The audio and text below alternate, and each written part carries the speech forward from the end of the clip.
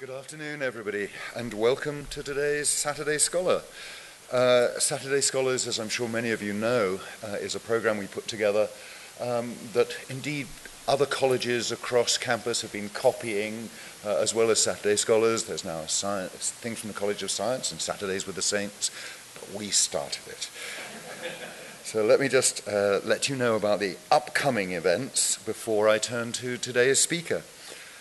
Next week, for the Oklahoma game, Zig Baranski, an extraordinary professor of Italian studies and one of the great scholars of Dante in the world, is going to talk about Dante and the birth of modern literature. For the USC game on the 19th of October, Robert Sedlak from our extraordinary graphic design program is going to be talking about implementing social change, a collaborative design project in South Africa.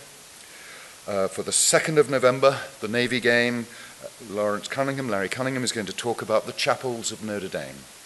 And finally, at the BYU game on the 23rd of November, we've got a panel made up of David Campbell, who runs the Rooney Center, Vincent Philip Munoz, who runs the Tocqueville Program for Inquiry into Religion, and the president of Utah Valley University, talking about, did Mitt Romney's Mormonism cost him the White House? Stained glass ceilings and American politics. Well, today's speaker is Tom Merluzzi, and he wrote the introduction, so blame him. I can't make it better than this. Professor Merluzzi, who teaches in the psychology department here on the clinical psychology faculty, received his PhD from the Ohio State University, and has been a member of the faculty of Notre Dame for almost 4 decades, having arrived as a precocious baby. He is also the director of the Institute for Scholarship in the Liberal Arts, which provides financial and logistic support for research to faculty, graduate students, and undergraduates in the College of Arts and Letters. Professor Merluzzi is quick to note that he is much more intelligent, handsome, and popular now that he is giving money to his colleagues.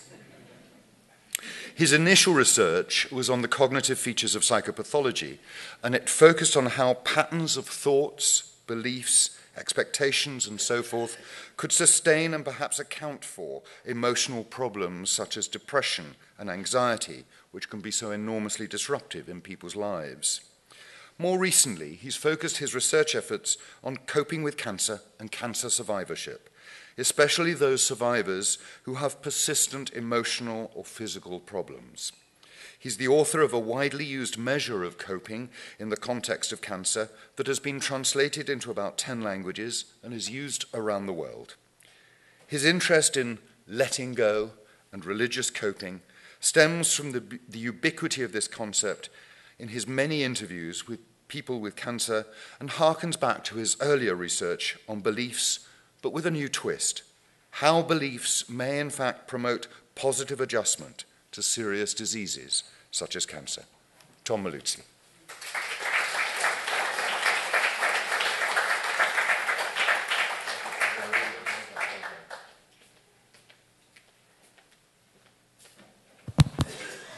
Can you hear me okay?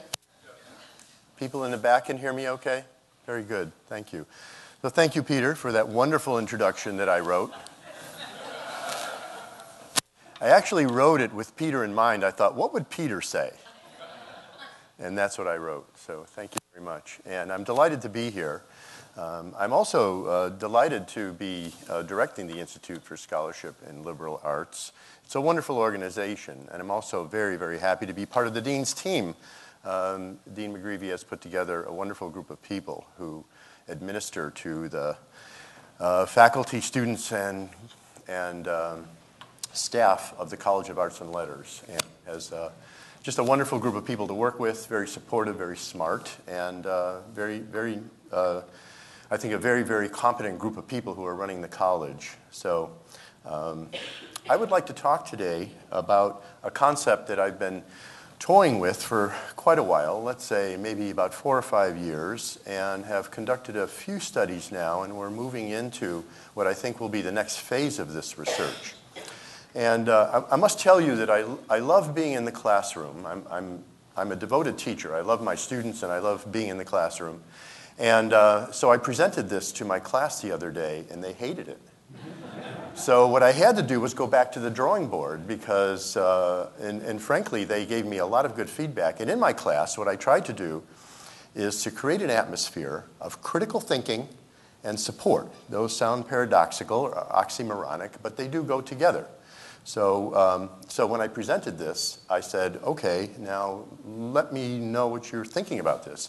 And I would say 20 minutes later, they hadn't stopped. And so a lot of what you will hear today is based on the feedback that they gave me, the wonderful students. But one of the things I want to do before we start is to get you on board, or at least assess where you are in terms of understanding letting go. And I see there's, even in this dim light, a fair number of gray hairs in the audience, so I do know that you probably are on board with the concept. When I talk to my undergraduates about letting go, they say, what does this mean, you know? But I have a feeling you all maybe know a little bit more about this. But I would like to have you complete a phrase, okay? So you have to talk loud enough that I can hear you. So I'm going to say something, and then you complete it. So I say, don't sweat the small stuff, and you say, it's all small stuff, right? Okay. Again, because of the gray hairs, people probably remember Doris Day. Okay. That blonde icon from the 50s. Actually, I preferred Marilyn Monroe, but I mean, she sung a song that was, I think, very, very popular in that time. It was Que sera, sera, whatever. Thank you. Okay. Now, let's go on with that to talk a little bit about a religious perspective on that. If I say, I'm going to put that in God's hands. It's God's will. God has a plan. Okay, I'm glad you didn't say God has a problem with you, Tom. Okay, so I think you understand where I'm coming from in terms of letting go, all right? Now, let's look at the other end of that dimension. And I must ask this question. How many control freaks are there in the audience? Raise your hand. All righty then. Very honest, very honest. And I saw a few women pointing at their husbands. But yes, there's that other dimension where you feel like you have to control everything. And so we're going to contrast those points of view. And I'm going to talk to you a little bit about the research that we're doing. So I want to give you an overview of what I'm going to be talking about. So I will be... First of all, I think we've already defined the concept because you know what I'm talking about. We're going to trace its history from ancient to modern times. We're going to place letting go in the context of modern psychology. I want to introduce you to a little bit of theory in modern psychology, and in particular, how this relates to coping with cancer. And then at the end, I want to ask the question, is letting go a good thing? And I think that's important. And that's why we're doing this research, because we really want to find out what it is that letting go is in the context of cancer, and also whether that's a good thing to do.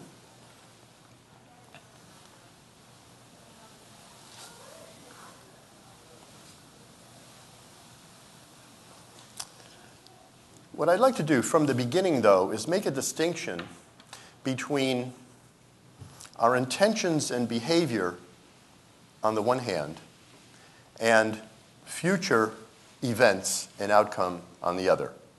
And you can see that we can distinguish those things, I think, pretty easily in our minds. But they're really important distinctions to make. Intentions and behaviors on one hand, future events and outcomes on the other. You can see that one might lead to another, right? And so these are important concepts to keep in mind. We'll keep coming back to that distinction between intentions and behaviors and future events and outcomes. And you can see that we can let go on either side of that equation. We can let go of our intentions and behaviors, in other words, be irresponsible or just be passive. And we can also let go on the future events and outcomes aspect of that. And that would mean letting the outcomes be not under our control, okay? Just letting things happen and letting go.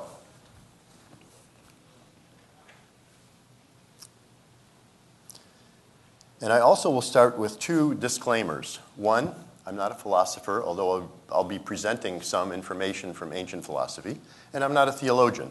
I'm not a philosopher.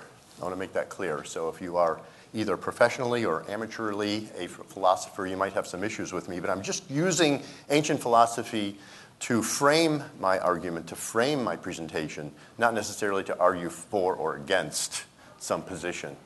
And I'm not a theologian, but I must say that in my interviews with cancer patients over the years, I'm impressed with the first or second response out of their mouth after I ask the question, how do you cope with this? Is, I put my faith in God. It has to do with belief in God, belief in God's plan, prayer, meditation.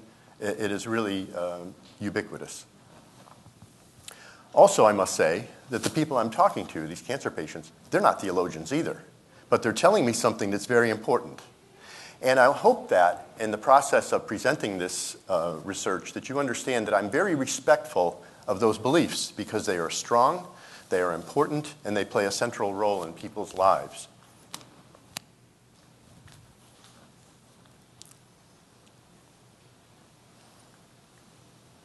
So we're going to start with framing this whole concept of letting go by going back 6,000 years to a writer, Lao Tzu, writer, philosopher, Buddhist philosopher, whose book, The Tao Te Ching, was something that virtually everybody read at some point when I was in the 60s and in undergraduate college.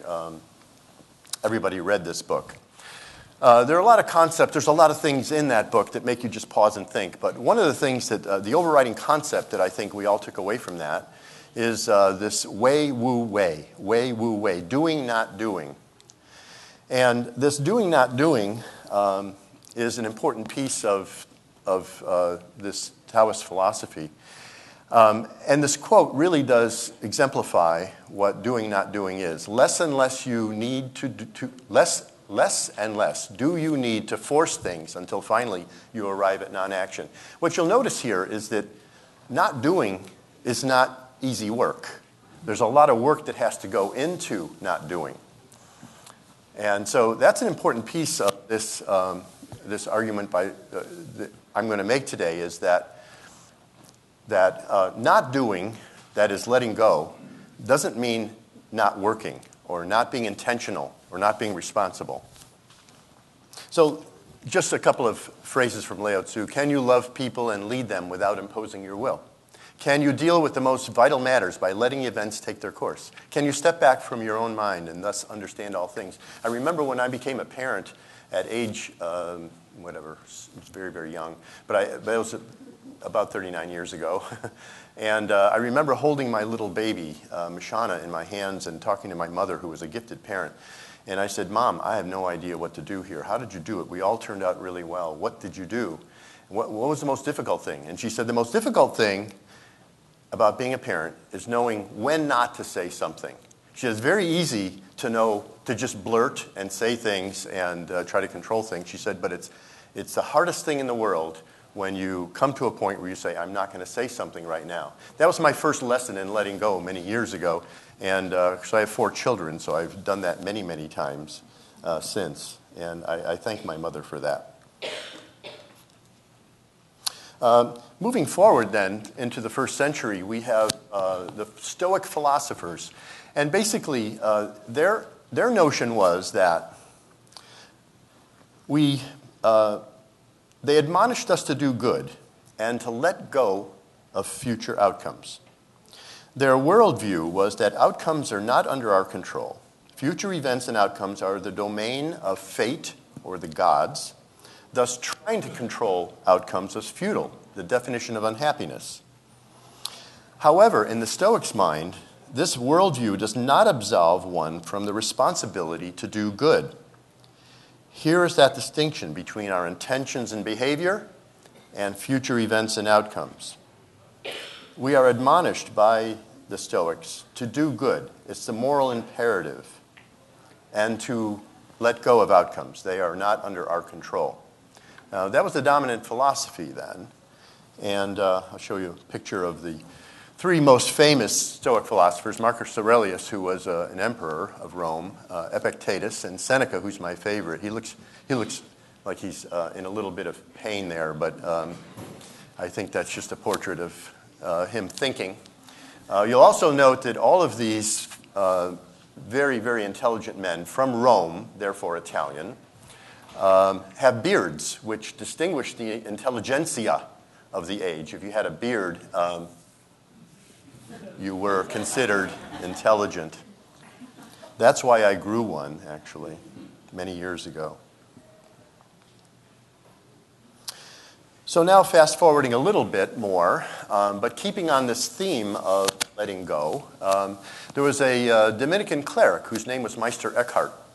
And he was a very prolific writer, wrote a lot of sermons. Actually, a lot of his sermons are used today by people who are doing that themselves. And his work is well known among theologians.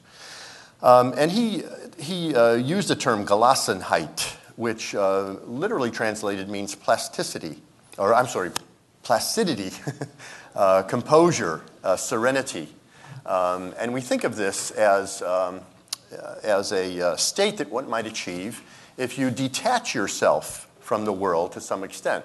Now, Meister Eckhart lived in the real world. He was an active priest. He preached. He took care of people. But he also espoused this detachment from the real world. So you could step back and look at it and not be so involved in it. This is the basis for a lot of Christian aestheticism, and just generally aesthetic life itself is based on this principle. And I have a very close friend who is he calls himself a hermit. And he lives in this beautiful place in Sonoma, land that was donated to his group. And if you ever want to Google skyfarm.org, you'll see this beautiful, idyllic place where he is a hermit. Now, he owns a car. He listens to jazz. He likes good food and wine. But if you're around him long enough, you do recognize this detachment, that he can engage in that, but can also remove himself from those trappings of daily life that kind of get us into trouble all the time. So that's Meister Eckhart. And then if we move even more forward, we come to a modern day theologian, Reinhold Niebuhr. And I think the Serenity Prayer is probably familiar to everyone in the audience. God, grant me the serenity to change the things that I can change, the courage to accept the things I cannot change, and the wisdom to know the difference. So what Niebuhr is presenting is something a little bit different, and that is that we can be discerning about when to control things and when we should let go. And it's this discernment that I think is really important, an important piece of getting through life, and that those people who are able to really do this understand when control is appropriate and when letting go is appropriate. He does a very nice job of just condensing this down into this wonderful prayer that we all know. And we're going to come back to this concept of discernment and this idea that there are times when you might choose to pour on the control, and other times when you might choose to say, this is out of my control, I'm going to put it in God's hands. The challenge is the wisdom to know when and when not to let go. But what do we do before we let go of future events? What do we do on the intentions and behavior side? This is an important aspect of what we're researching, and I keep coming back to that because it's something that we will see in the data that I present to you later. It's an important research question.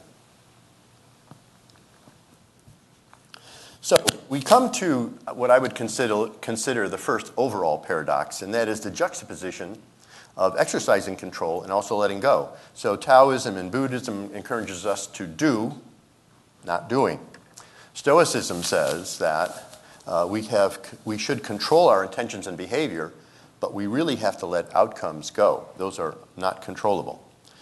Gelassenheit challenges us to live in the world, but detach from it at the same time.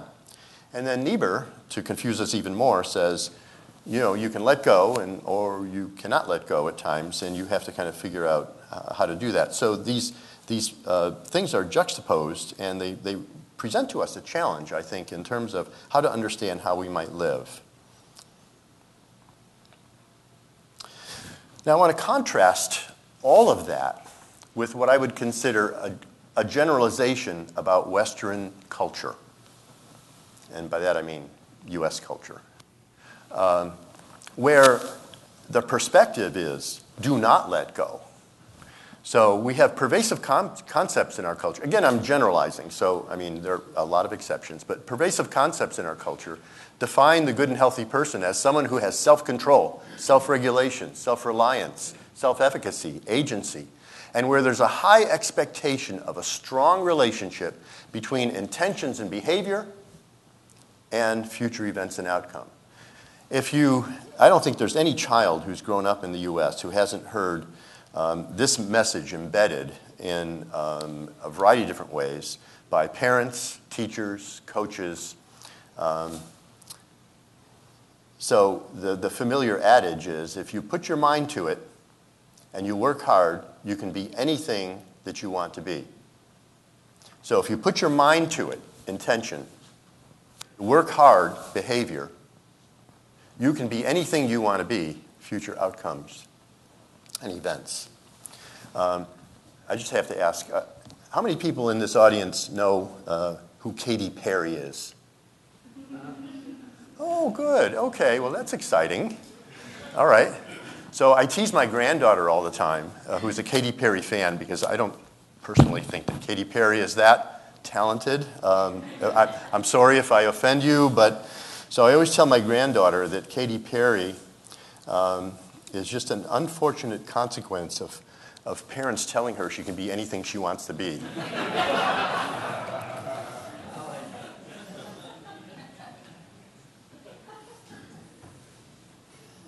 The opposite of control in Western culture is not admirable.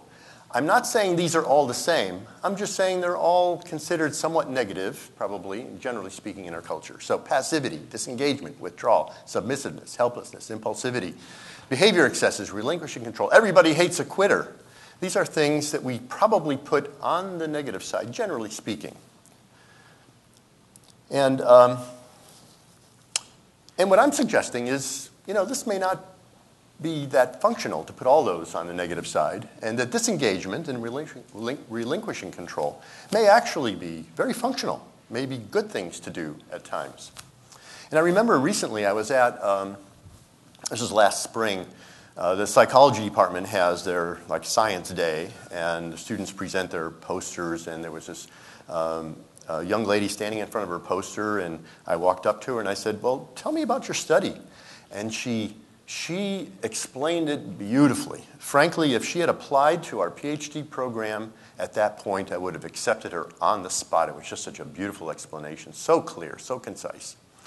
So a few days later, I went to see the jazz band play. Lo and behold, she's singing in the jazz band, and I was blown away. I love jazz singing. She had such a mature voice.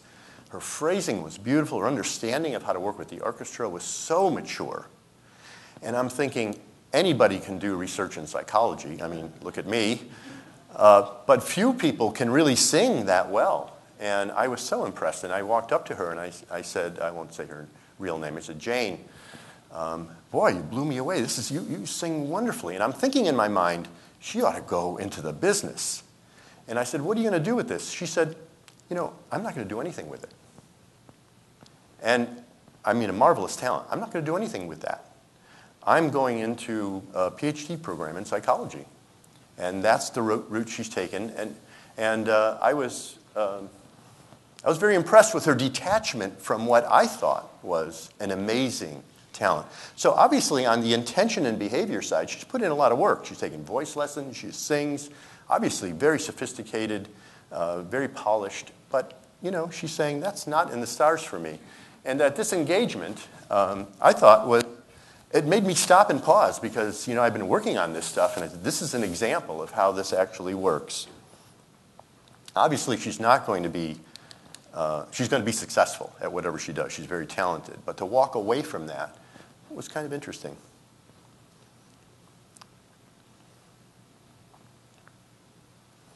So this brings us to what I would consider paradox 2, which is that you have this Western, generally speaking, Western cultural perspective with an emphasis on personal control.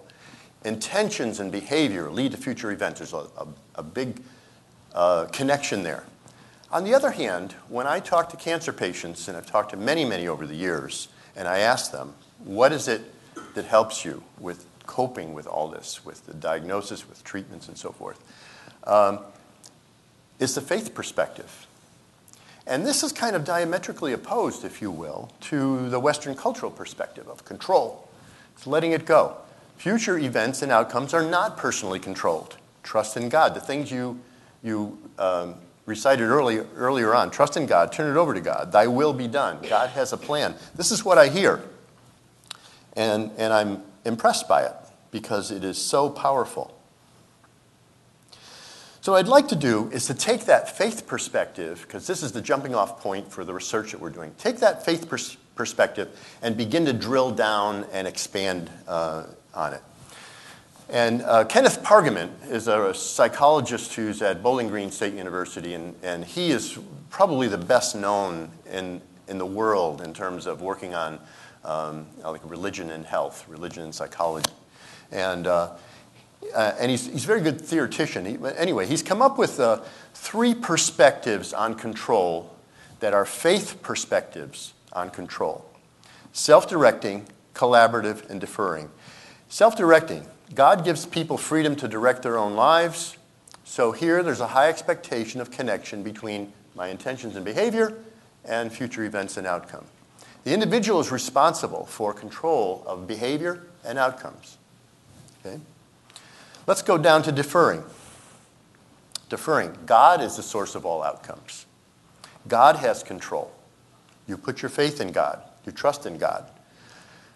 God has a plan. Lowest expectations of the connections between behavior, intentions, behaviors, and outcomes there.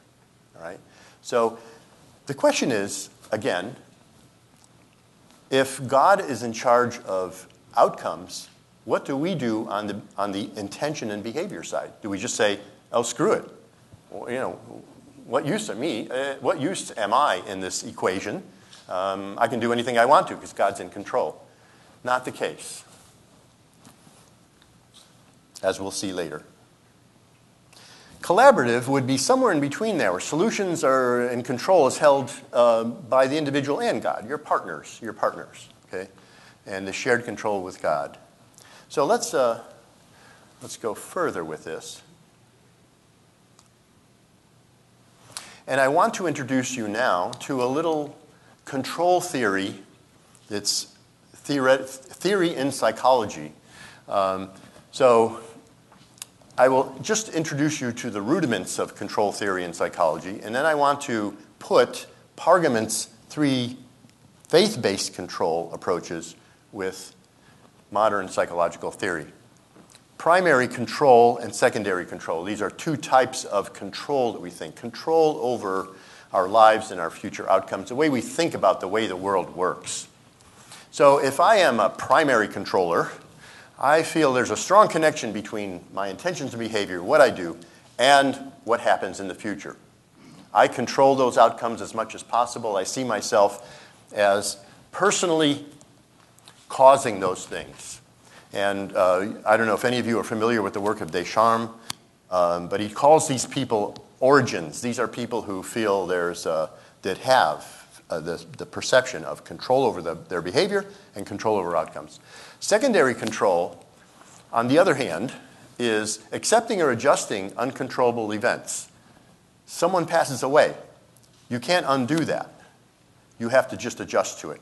Whereas in primary control, if some negative thing happened, the primary controller or the origin person would say, that's never going to happen to me again, and they take steps to change intentions and behavior so they can change the outcome so it doesn't occur again.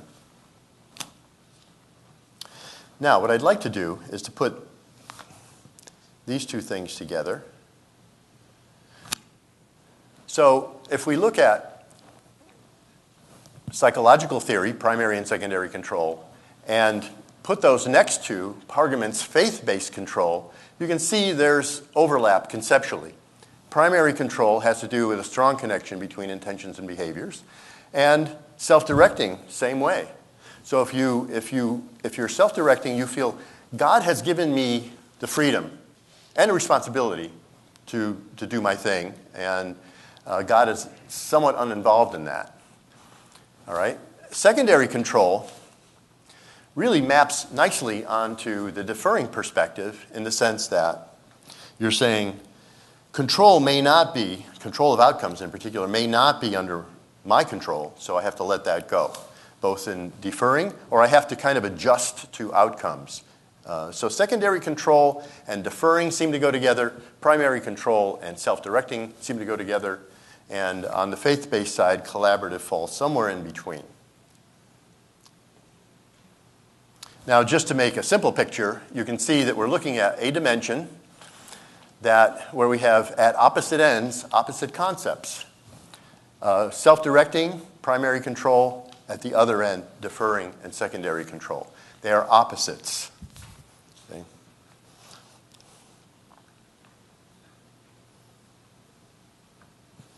Now let's drill down a little bit more on faith-based secondary control or faith-based deferring. We can accomplish this idea of organizing the world so that, we aren't so wandering around without reason or an explanation for something. We have to explain things and we have to account for things. So secondary control. We are personally not in control of outcomes, but somehow we have to understand them. And one way to do that is to put your trust in other people. So I hear this from the cancer patients that I interview. They say, I do trust my doctor. And it's really, so the outcomes there are not under my control. I trust my doctor to be very competent and to help me. But the outcomes are basically in the doctor's hands. You can also trust in God. This is familiar to us, right? We hit it on a couple of times. Trust in God. It's God's will. It's in God's hands. So that way, if we're not in control of the outcomes, who is? And in this way, we can say God or my doctor or, at least those two in terms of what we're talking about when we're talking about coping with cancer. So future events and outcomes are in the hands of God. Interpretive control, secondary control, is a way of helping us understand why things happened, but really we're still saying we're not in control of these things. We're just trying to understand why they happened. So we may say, we try to understand it by imbuing meaning somehow. So we say God has a plan. If God has a plan, I'm not in control of it, but it's not random. I mean, God has a plan. I just don't know his plan. So these are ways that secondary control, if you will, can be played out at that end of the continuum. So if we're deferring control to God, then those are explanations we might use as to how God works.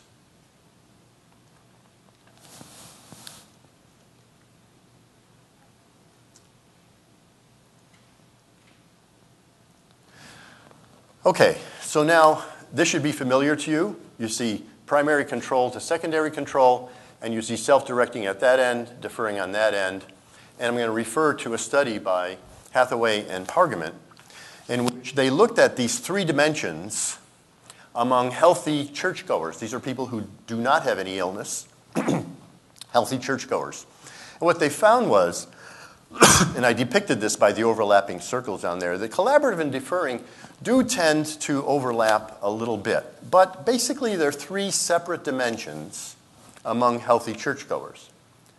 Now, Ray Nairn and I did a study in which we looked at the same thing with cancer patients in treatment. And look what happens. Collaborative and deferring collapse down into one concept at that end of the continuum, and self-directing stands alone at this end. So why are these studies so different? Why does one study show independence of these dimensions and the other collapsing?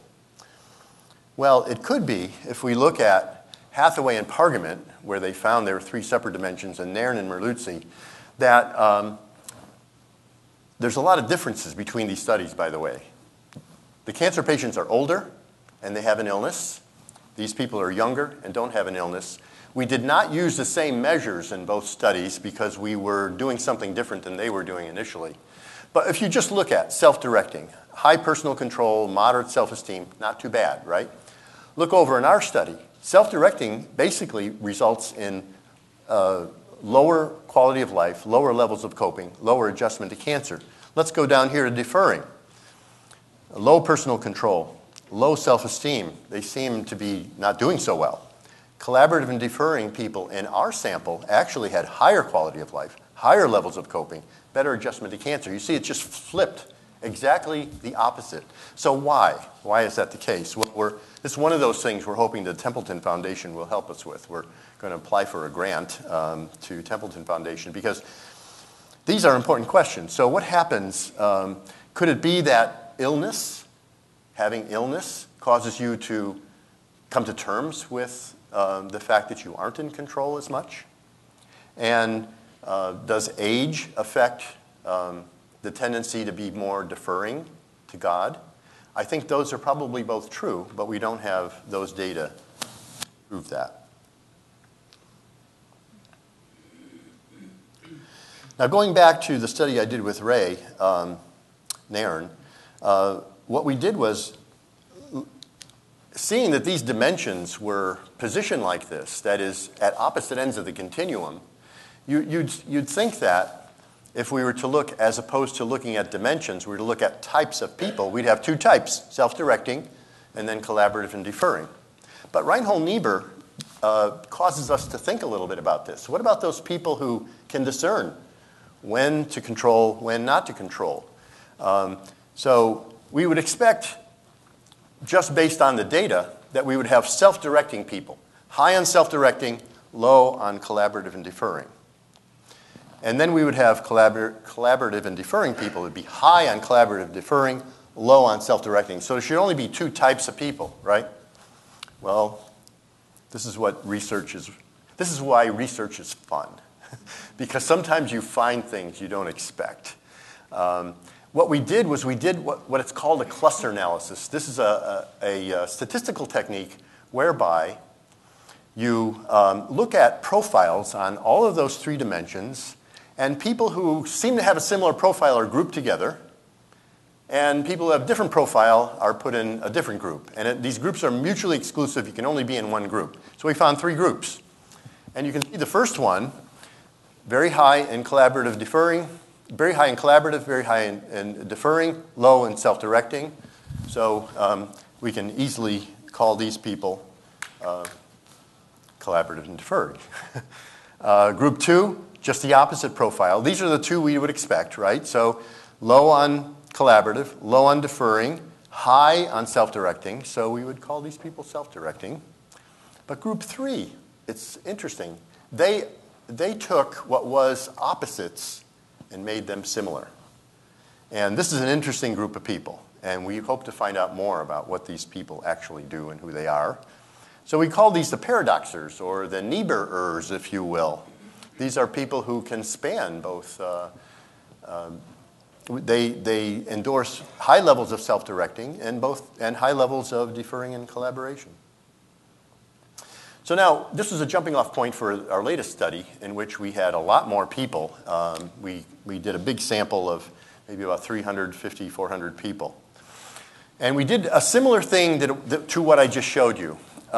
We took the scores on collaborative and deferring, and you would get a score if you took this measure that assesses you on these dimensions. If you endorsed a lot of collaborative and deferring items highly, you'd be high on that, and obviously low if you did not. And the same with self-directing. If you endorsed a lot of the self-directing items, things that describe how you behave in that way, you'd score high to low, So here, very familiar, we have the self-directors. These are people who are low on collaborative and deferring, high on self-directing. We have the collaborative deferrers, low on self-directing, but high on collaborative deferring. And we have the paradoxers, who are high on both. And you can see the percent of people in each one of these. So about 36%, about 35%, and not a small group, about 21%. Now this group we're not going to talk about, okay? So we're going to let them go. Because I don't know, they're a small group, I don't know who they are, but we are going to work on finding that out. We just don't know right now what they're like. So what we did was we gave a bunch of measures of coping and quality of life to this group. And so this set of measures, if you will, has to do with religion and spirituality. And this is how high they scored on it. These are all on different scales, so we only compare within the 3 bars for each one of these. So you can see confidence in spiritual coping. We would expect the collaborative deferrers in blue here to be the highest. I mean, that's what they do. They defer control to God, so they probably should have confidence that spiritual coping is important. This high score on positive religious coping, they see it as viable. It seems like a good thing to do if you're a collaborative deferrer, which is in blue. And if you're a self-director, you probably wouldn't buy that too much. Religious practices. So they practice what they preach, so to speak. The collaborative and deferrers do attend services more. They do pray more. And they do read religious materials a lot more than the others. This we would expect, right? Now, this is what we didn't expect. These are coping measures that are not religious coping measures. So now we're looking at the intentions and behavior side of that equation. And we would expect self-directors to be much higher on coping ability. This is what I do. I'm going to cope and things are going to work out okay. And look at what we found. Collaborative and deferring people scored higher. Now, these are statistically different from one another, these groups, even though they don't look that different. But the fact is, we did not expect this group to score this high here. And then if we look at problem-oriented coping, which is very consistent with primary control, we would have expected the self-directors to be higher. But look, again, the collaborative deferrers are the highest. Now here, this is exactly what we expected because with emotion-oriented coping, which is consistent with secondary control, they should be the highest because they do let go, they do defer, they probably do more of that kind of secondary control coping than anyone else. But look at the profile. It's amazing that this came out this way. Now we're going to look at quality of life, and these would be what I would call on the outcome side. But we'll call these soft outcomes because we don't have data on the progression of the disease. These are all cancer patients. We don't have data on the progression of the disease or on mortality. And frankly, I think I would be off base to even recommend that we can extend life by, having a particular perspective on control. But these soft outcomes, again, you see satisfaction with life, social and family quality of life, emotional quality of life, and depression showing the lowest, and this is significantly different from those two. Now, the last one is one we would expect, and that is they view spiritual quality of life, that is contentment with their faith and with their beliefs as a way of achieving the good life, as much higher. So essentially, what we have found is that the self-directors don't do too badly. So what I'd like to do is just finish up, just 2 more minutes, and I'll finish up by going over each one of these types, the self-directing, the collaborative deferring, and the paradoxers as a way of just summarizing what we have found so far.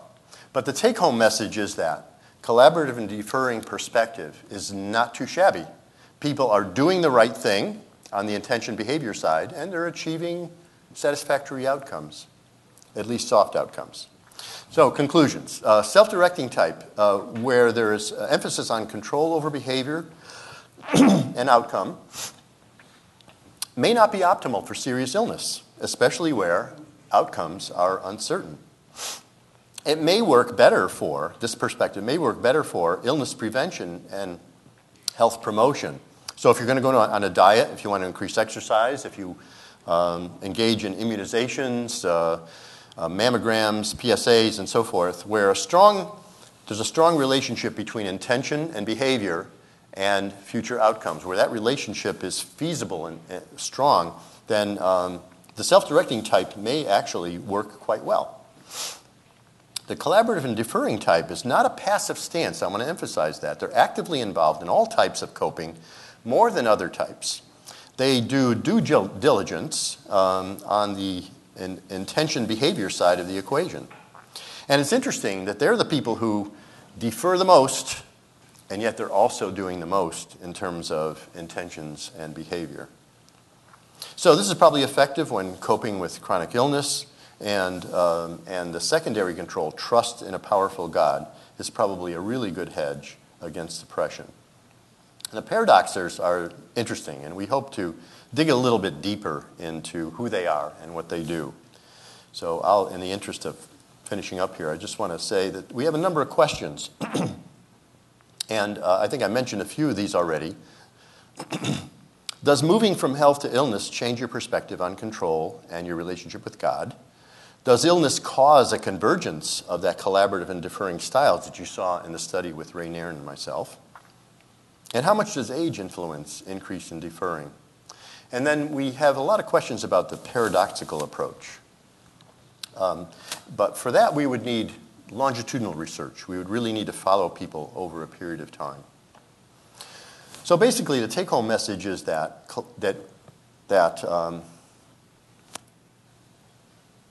oops, I'm sorry, hold on. In sum, we conclude that these initial data that are based on the functioning of the CD group, that letting go is alive and well in the 21st century for persons with cancer. Also, some of the features of letting go reach back to antiquity and forward to the future. This approach to coping, even in the digital age, has relevance. For even though I have my iPhone, iPad, iBooks, iTunes, Sirius, Kindle, MacBook, Skype, Facebook, LinkedIn, Twitter, Hulu, YouTube, Netflix, Wiki, Amazon, eBay, DVRs, DVDs, podcasts, blogs, webinars, Wi-Fi, Bluetooth, hotspots, Outlook, QuickTime, PayPal, and so forth, that the world is still a wonderfully mysterious place, and letting go now and then is delightfully liberating and not too bad for the mind and soul. Thank you.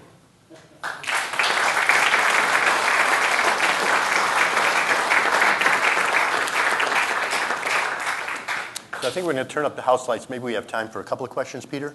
Yes, sir. Okay. This is a list of people who I am grateful to for this, for helping me with this. I have one quick question. The one research that you did with Neuron, on the one side with the cancer patients, and the one side with the younger patients, younger people tend to feel omnipotent. Yes. That nothing can happen to them and nothing can ever touch them. Yes. And I was wondering if you took the older people with cancer with the same age group without cancer, what would your results be? Yes, that's excellent. Excellent analysis, excellent pulling apart of the variables there.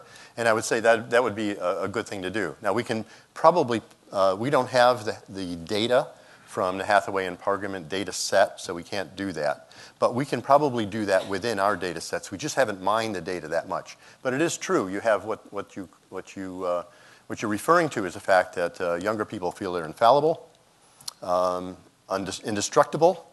Well, you know, if you've had teenagers, they're always right, and you're always wrong. And so I think that's a great analysis. And I think that deferring does, just generally speaking, even in a general population, not an ill population, you do come to terms with control. I think as you get older, you realize you're not going to control everything, and it's not a good idea to try.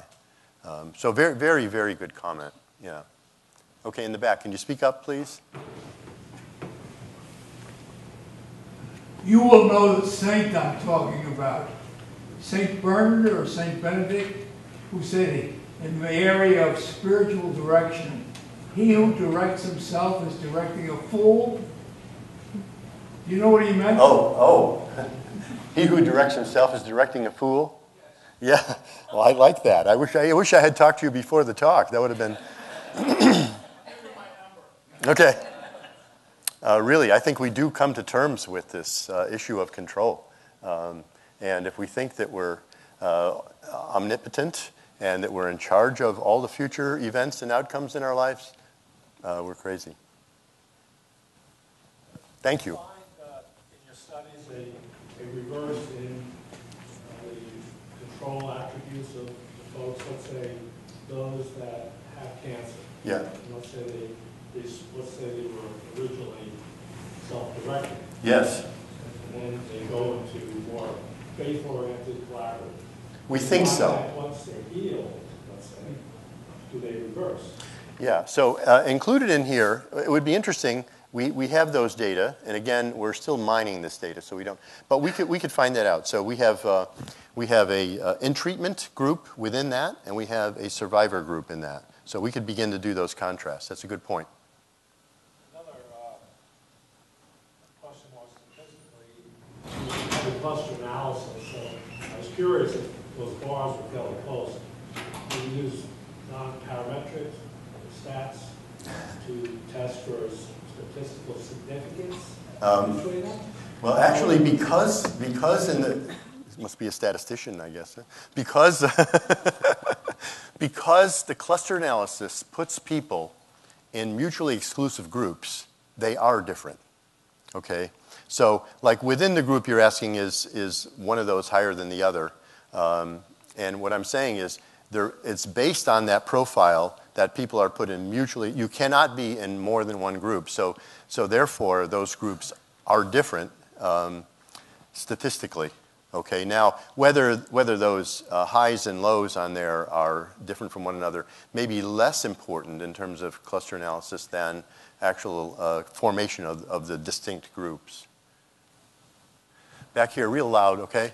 With regards to your demographics, obviously you know that age is playing a factor here, but I'm just curious to know if socioeconomic status or race or ethnicity was something that you guys looked at as well. Yeah, good questions. I mean, what we do find in a lot of our work is that we don't find a lot of disparities between blacks and whites in coping level, quality of life, and things like that. So it's interesting, and it's an interest of mine. There are other differences that do play in that. And so, yes, that's right. It is, generally speaking, you find that it's a more dominant form of coping in the African American community. But, you know, we're dealing with older people here. The average age is 60, so people do become more religious with age. We know that. So there's more emphasis on religion as you grow older. So by the time we get to these people, there's no hope for Peter, though, I don't think, no. But by the time we get to age 60, 65, those differences tend to be a little less, okay? Over here, yes. I was just wondering, you have data that you've already gathered that perhaps you could look at other relationships besides just health, let's say the success of a person in Western terms or a successful person or things like that. That's a great idea. Already just take the data you have and here's another. You know, we do have profession, and I suppose some of that could be, you know, that could be a proxy for some of that. But it would be that's a really good suggestion, and I'll take that to heart. Yeah, it's a good one. And way back. In the practice of medicine, patient compliance is a huge problem. Every patient is given a sheet of things to do and not do, and if the physician had the hunch that the person were very self-directing, they might tend to be less compliant, and so more attention could be paid to them on follow-up. Is that possibly, does that ring true? Yeah. Well, I didn't hear the last part. What did you just? If the physician or the staff detected that the patient were, just maybe by virtue of being younger, more self-directing, they would have a tendency to be less compliant. And so the physician might have a clue to spend more time on patient education and follow-up. Interesting point. Okay, Peter's about to cut us off here. So I did his time for letting go, letting him game day, but we can't let Tom go without thanking him for... Thank you. Thank you very much.